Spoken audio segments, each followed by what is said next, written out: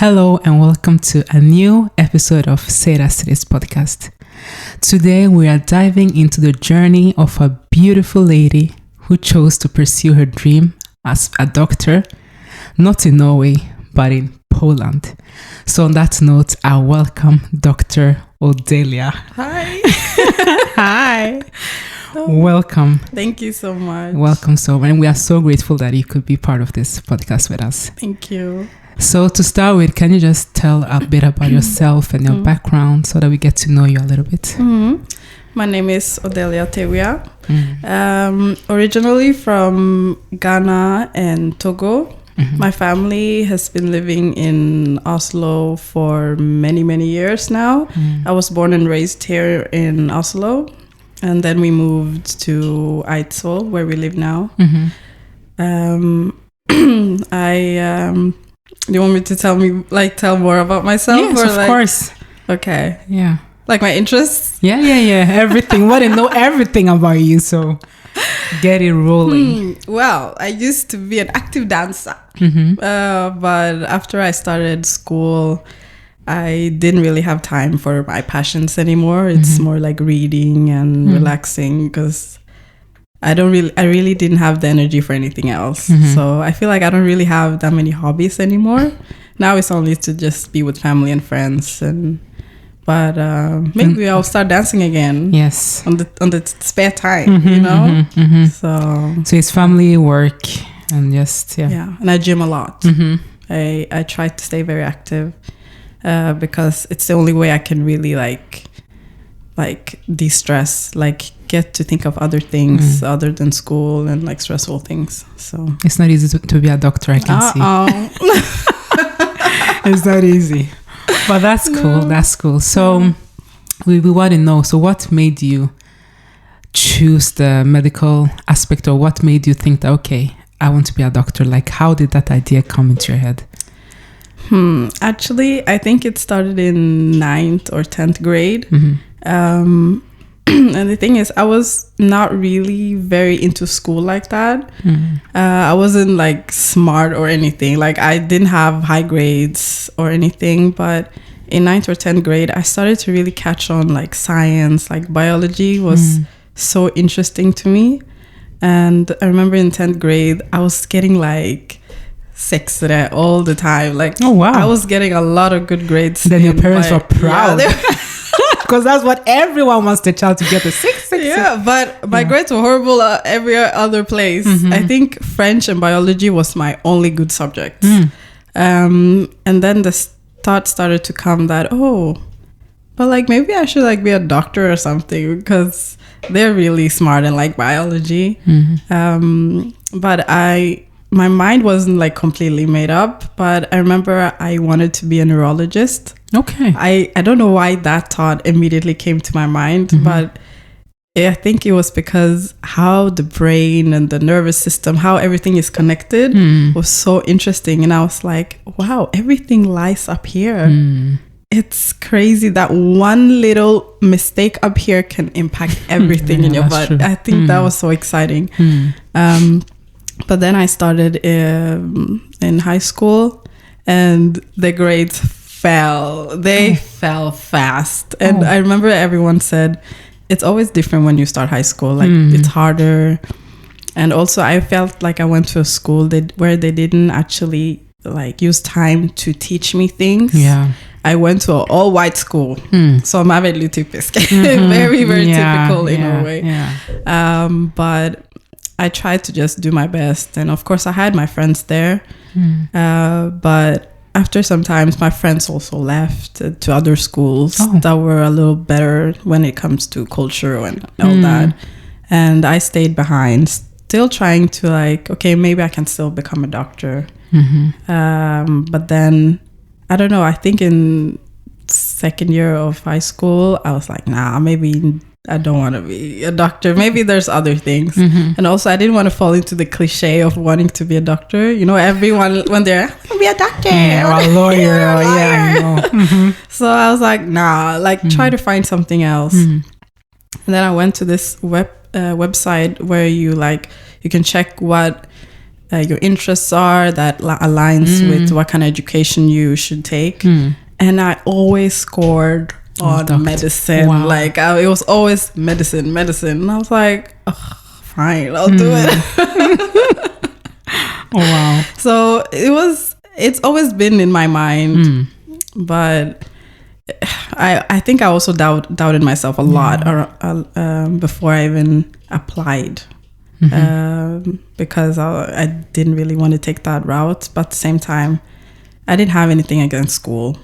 Like I could stay 6 years and study. Like, oh, wow. It was fine by me, because I was thinking at the end of the day, you're still gonna go through that time. That's true. You want to end up as a doctor, or like what you want to do. 6 years is gonna pass anyway. It's gonna come, if you want it or not. Exactly. So that's why I just went through with it. Okay.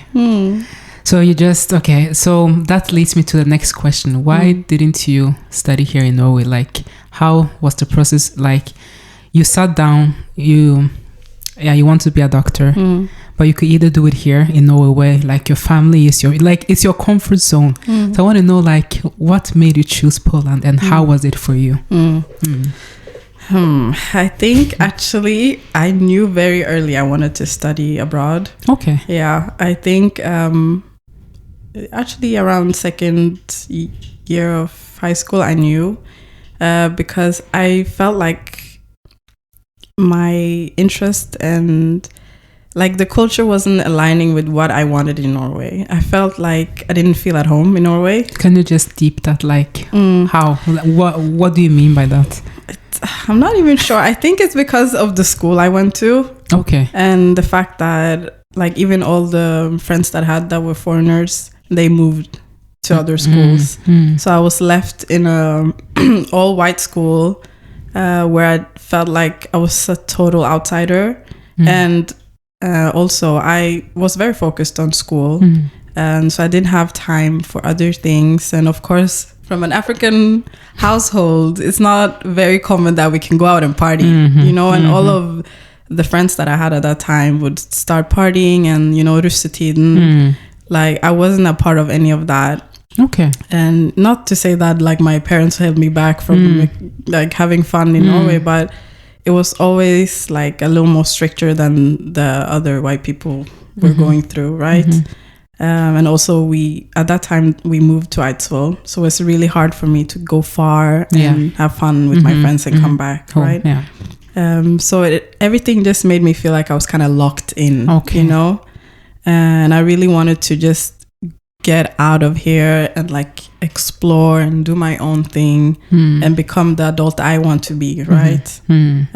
So that's why I always thought that, okay, maybe abroad is something for me. And also I knew my grades were horrible.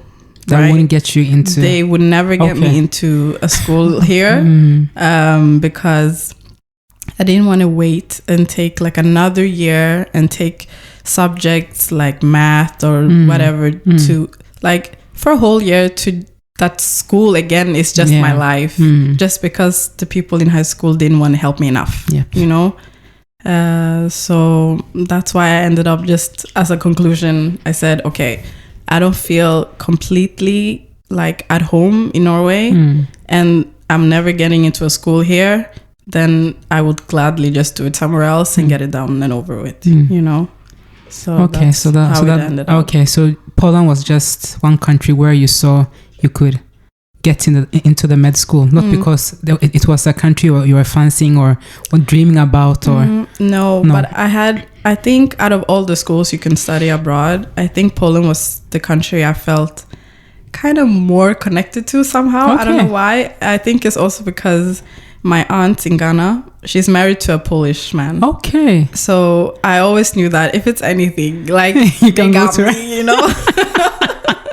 And also I heard most about Poland when it came to the medical universities. I didn't hear much about the ones in what is it called, like in Hungary or in Slovakia. It was mostly Poland. Okay. But later on, people started talking more about the other countries. And I was like, oh, they have great schools all over. Yeah. But at the end of the day, they're all the same. They're all tough. Yeah. Way tougher than in Norway. So it's just about getting through. Yeah. So that's why I ended up actually going to Poland. Yeah. Okay. So you are telling people that it's actually possible to get to your dream course, like for example medicine, if you can't pursue it here, look abroad, and Poland is one of the countries you went to. Yeah. So that also leads me to my next question, like what was the big shocks for you when you moved from Norway to Poland? Like, was there any like the country itself, the culture, the language barrier, like how did you face all these things? Oh, the language. I think it must have been the language that was the biggest like obstacle for me, because I didn't know any Polish, and at that time I think it was it 2019 I started. Okay. So I moved there 2019, and at that time, especially the city I went to, they had no black people. No, like you could walk 10 minutes. You look left, right, nobody. Empty of black people, no foreigners. So that made me feel a type of way. I was like, oh, okay, this is very uncomfortable. But I always thought to myself, let me think positive, you know. I'm here for the experience and to learn. So it became better. And the thing is, I didn't feel like they were racist, actually. Oh, that's good. I was really, because that was the one thing I was really scared of, and everyone said it. But aren't they racist? The thing is, if you don't understand what they're saying, how can they really be racist? You know what I'm saying? Because they can give you like weird looks and anything, but it's all about how you perceive it and how you deal with that. I just smile back at them because in my head I'm thinking they're just not used to seeing people like me. Honestly, because even for me, the fact that I didn't see anyone, of course they're going to be shocked when they see me. And when I first went there, I had like blonde braids like this going. So they're like, huh? You know? So I just smiled back at them, tried to be positive. When they talked to me, I was just like, try to speak English, like very broken English, so they can try to understand. But honestly, it went really well. I don't feel like I think I was just very lucky. God was protecting me the whole way. You're blessed. Because I heard other horror stories and I felt like I didn't meet any of those those obstacles like that. Of course, you can see when they're being like, oh, and they're, of course, now that I know Polish and they say certain things, I know. Understand. But back then and most of the years, they were pretty good actually when it comes to the culture, because I also tried to stay at home when I could. If I knew it was their like national holidays, I would stay at home because there's no like, I don't have to go out and see everything all the time, because then I will put myself in a situation where something can happen, right? So I was just trying to be careful when I can be, and other than that, it was good. So English is a language that they speak there. Before you got to learn the Polish, you could move around with English? But very little in the beginning. There were a few that knew English, but as the years went by, maybe during my third year there, more of them spoke more and more English, and more foreigners came as well. So I think that's why that city became more open, because in Warsaw a lot of them spoke English, and my city was like 2 hours away. So gradually people started speaking more English, and I started to learn more Polish as well, so I could like switch a little, a little English and a little Polish, so that I could get by. But they really don't know English. That's what makes it very difficult there. But what about the lectures? Like which language were they using? They were fully English. And also the professor didn't really know English that well. So some of them were better than others, but still we managed to get past it, because if we had any questions, we would just ask, and sometimes it would work, but sometimes the teachers would get a little like arrogant and very like rude, because we're kind of embarrassing them, you know. But we just we just had to like do our best to try to understand them. And all our books were in English. Okay, you so know? you could read. Yeah, so we had to read through everything. And then if we had questions, we would ask. And then if they couldn't answer us, then we used YouTube or something. Or Google Translate or something. Oh, goodness. Because that's what the cards you're dealt with. So you have to know how to just handle it yourself, you know? Yeah. Okay, so now we got to know a little bit about why you went to Poland. And like there weren't so many shocks for you, but the language was one thing you struggled a little bit with. So sometimes I feel like when someone becomes a doctor, we just see it like a blunt, like, oh, she's a doctor and that's it. But I want to ask you, like, how was it for you? Because I know it's 6 years. Like the academics, like the journey, like how was it for you? What the lows, the highs? Can you just touch on that a little bit? The school part was horrible. The school part. Like, I'm telling you right now, if it wasn't for the friends I got there, I don't even know how I would go through that school. Because it's somehow it's like they wanted to bring you down always. Even though you did better on the test, they would somehow make it bad. Like, and they would take your grades down a little bit. And because the thing is, we're paying. It's a private school, right? So if they fail you, you have to go again and pay more. So they're winning and winning and winning. You see?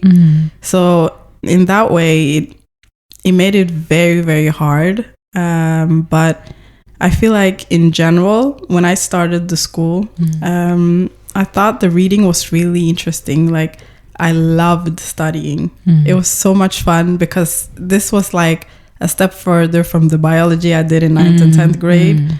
But it was more specific. And I remember that's what I thought before applying to medicine. It was that this will be much more fun because I was doing something I'm interested in, you know? So when I studied anatomy and physiology, and I remember that first year, I think it was the most interesting year for me because that's when I realized I actually want to become a doctor, especially when I finished my last exams that year, because I looked back and I thought that, okay, this was hard, but it wasn't that hard. Like it was manageable. Yeah, so you can go through it. Like, so I thought, okay, I can do this year. Then okay, the rest, let's go.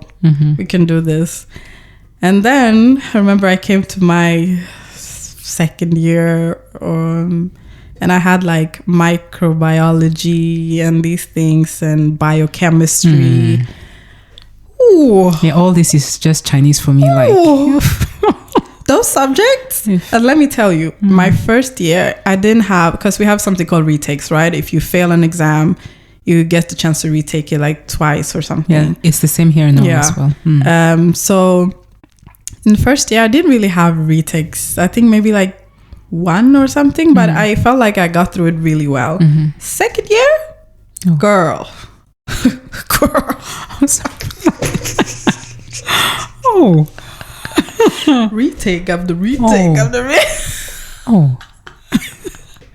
And people were just seeing you smiling and they didn't know what you were going through. No. Well, some of them would have had it. They had a sense of maybe she's not doing so well, because every weekend I would go out with my friends because I need a break. I need to think of something else. So it was a point where people, like friends in Norway, were asking, "Are you okay?" Because the things you're posting, you're out every day. Like, are you okay? And I was like, no, I'm not okay. Oh, I'm not okay. But that's the thing, because even though you have the retakes, that doesn't mean you're stupid or that you can't do true. It. It just means that this is something you're not used to. So you have to find a way to learn this in the best way, but not in a very hard way. Like, don't make it harder for yourself. Yeah, that's true. You know? So I got through all of that. Third year came.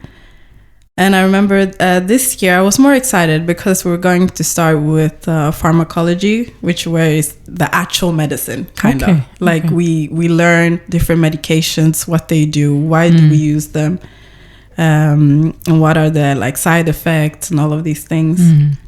And I had this professor in the beginning, I liked her. She was very like, she was straightforward. She doesn't take any bullshit. She was very tough, but also kind of sweet.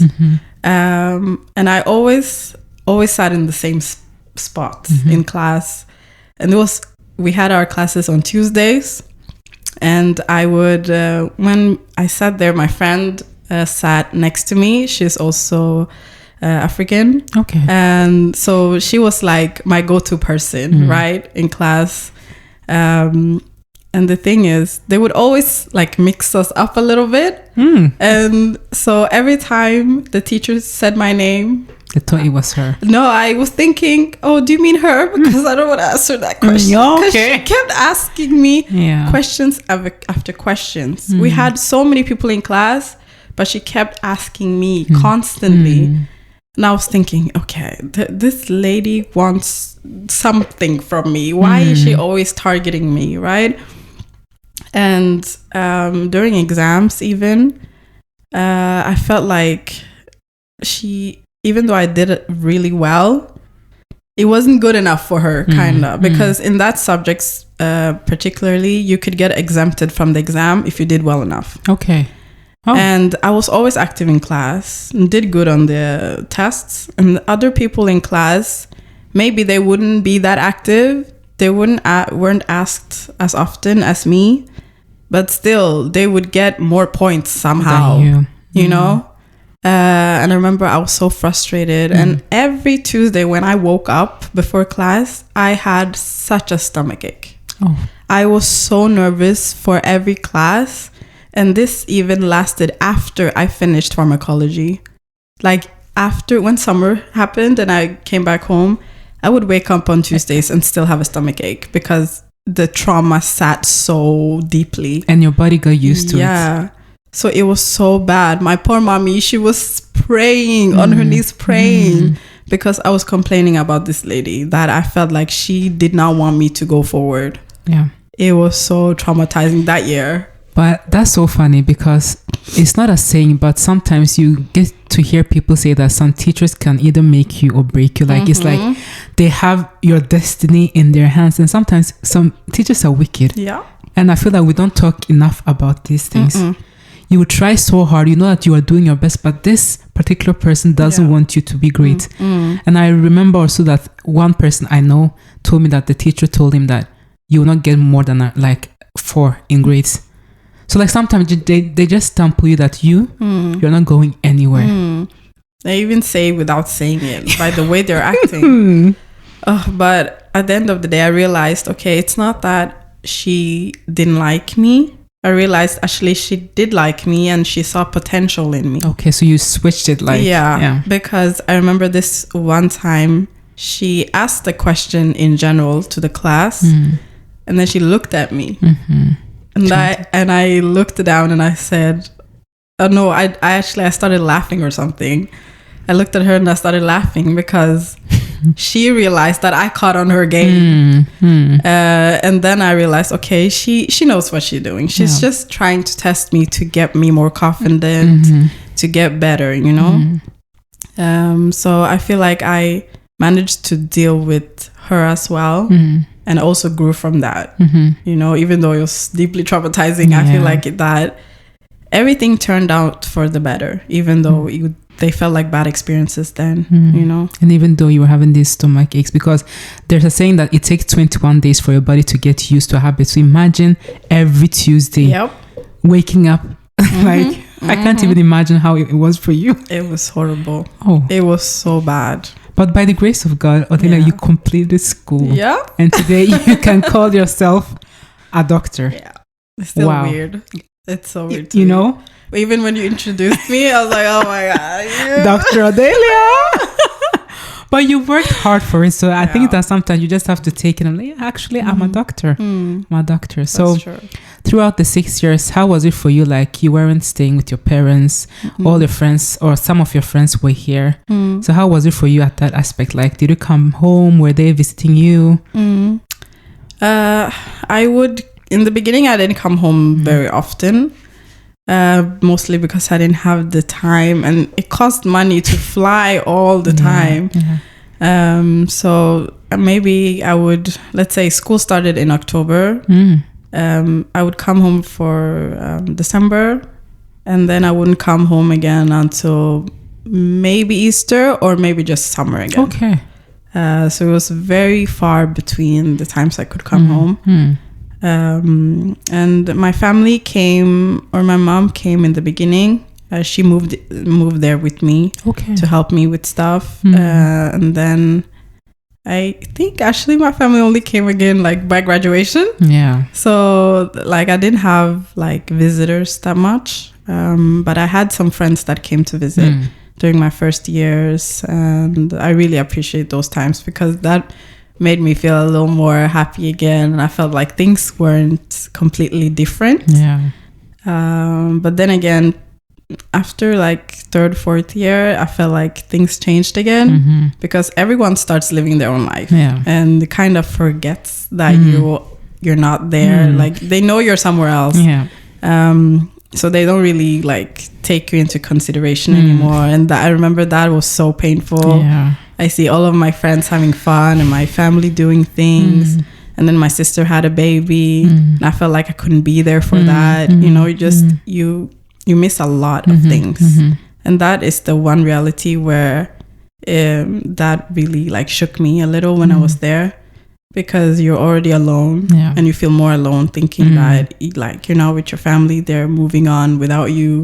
Your friends are moving out without you know. So that part is very tough. So you got homesick at the all the time. Yeah, all the time. So but that too, it can actually affect your mental health. Like, were you able to study? Do you feel like that affected your studies sometimes, or not really? Okay, but that's good, because I knew why I was there, and good. I was always thinking I just have to finish this, and even thinking, okay, if I finish this exam and I don't do any retakes, then I can travel home for this weekend, for example, right? So it was more as a motivation for me that I should do well and go home when I can. Yeah. But of course, that's the thing. When you're studying somewhere else, of course, you will have your moments. You're crying, but you know you have time. Yeah. You have to study in 5 minutes, so you cry for 5 minutes and then you go study. Oh my goodness! Then you just have to man yourself up. That's the reality. Yeah. You have the time limit here, because we had tests every single week. Yeah. So, and multiple times a week as well. So you don't have time for other things. No. Like, you can feel sorry for yourself and just blow and cry, but you still have exams. Yeah, you have to. Like, you cannot be procrastinating and crying all day long if you want to be in this field. Cry, but get back to the real thing, you know? That's the thing. That's true. But I remember you said that your school were private school, and you also made a statement that you couldn't travel every time because of money, like it was expensive. So were you having part-time to work, or did you have any scholarship? Like, how were you doing it, like the finance part? How were you taking care of yourself and paying your how do I say, all my bills? Yes. And your school, your school fees. I had to take up a loan. Okay. So I took like maximum loan here in Norway. Yeah. Okay. And because Norway they're very good when it comes to loans, especially when it comes to school. School. And the good thing about Poland as well is that when you study there, you can get your licensing like very easily in Norway, kind of, because it's all in the EU. So they have some good rules when it comes to education. So I got all of my loan there. In the beginning, it felt like, oh, this is good. This is a lot of money, and they give you everything for each year that goes. So you get this big amount of money. Imagine me, I just turned 19. I've never had that much money in my accounts. So when I get so much money, I got too excited. I knew a lot of it goes to school. I think each semester I paid between 3,000 and 5,000 euros. Okay. Yeah, each semester. So that went away, and then you had your money for food, for rent, electricity, transportation, and even flying back and forth, right? So at the end, that's not enough what they give you.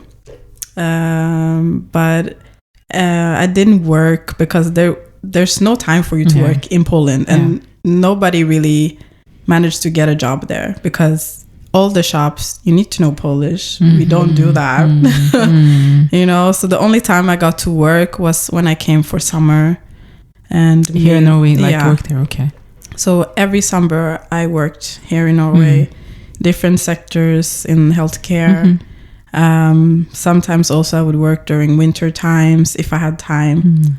But that's everything. Like the loan and basically just summer work was what kept me afloat economically, you know. So it was very tight sometimes because I wanted to travel, you know, I wanted to enjoy my time as well. But sometimes enjoyment has to wait. Yeah. As you said, you knew where you were going, you wanted to pursue something. So it just, some enjoyments have to wait because you know that when you're done, you can enjoy as much as you want. I wish I knew that. I wish I knew, but that's also the thing. Because in my head, I thought, okay, when I finish school, I have time to relax and travel and do whatever. But where's the money? Yeah. I have to work. Yes. So there was no enjoyment time. But it will come. The enjoyment will come. It will come. Because now you are working as a doctor at a hospital. Yeah. And you are earning money. So at some point, you just have to take vacation and just the enjoyment that you missed, just squeeze it all in because now we're done. Imagine. That's true. After everything you went through. That's true. After everything you went through. But okay. So what kind of motivational words will you give to somebody who is having the dream to become a doctor?